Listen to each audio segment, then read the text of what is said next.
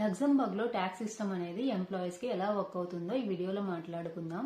మనకేంటంటే ఇండియాలో some 15 lakhs వస్తే ఇంత పర్సెంటేజ్ ట్యాక్స్ అని, 25 lakhs సాలరీ అయితే ఇంత పర్సెంటేజ్ ట్యాక్స్ అని, సాలరీ రేంజ్ బట్టి ట్యాక్స్ పర్సెంటేజ్ అనేది క్యాలిక్యులేట్ చేస్తారు కదా. ఇక్కడ ఏంటంటే సాలరీ రేంజ్ తో పాటు మన మ్యారిటల్ స్టేటస్ కూడా కన్సిడర్ చేస్తారు. లైక్ మనం మ్యారీడా లేదా బ్యాచిలరా, మ్యారీడ్ అయితే విత్ కిడ్డా, అలా కూడా డిఫరెంట్ కేసెస్ అయితే ఉంటాయి. సో నేనైతే అన్ని కేసెస్ ఎక్స్ప్లెయిన్ చేయడానికి లెంత్ అయితే సరిపోతుందో షార్ట్ లో 2 కేసెస్ అయితే ఎక్స్ప్లెయిన్ చేస్తాను. బ్యాచిలర్ అండ్ అలాగే మ్యారీడ్ వితౌట్ కిడ్స్ అయితే ఈ 2 కేసెస్ అయితే సమ్ సాలరీ ఇచ్చి అయితే చూపిస్తాను. ఎంత పర్సెంటేజ్ అయితే వేరీ అవుతుంది బ్యాచిలర్ కి అండ్ అలాగే మ్యారీడ్ సేమ్ సాలరీ వచ్చినా సరే అనేది చూపిస్తాను, చూడండి.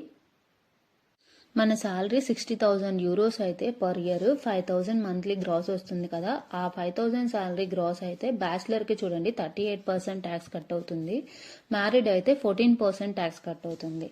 సపోజ్ 7,500 గ్రాస్ అయితే బ్యాచిలర్ అయితే చూడండి 39% ట్యాక్స్ కట్ అవుతుంది, మ్యారీడ్ అయితే 26% ట్యాక్స్ కట్ అవుతుంది.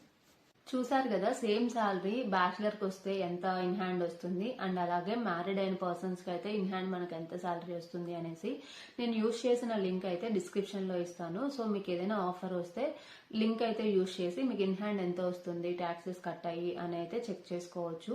ఇంకేమైనా డౌట్స్ ఉంటే కింద కమెంట్ సెక్షన్ లో కమెంట్ చేయండి. కమింగ్ వీడియోస్ లో అయితే క్లియర్ చేయడానికి అయితే ట్రై చేస్తాను. Thank you, bye guys.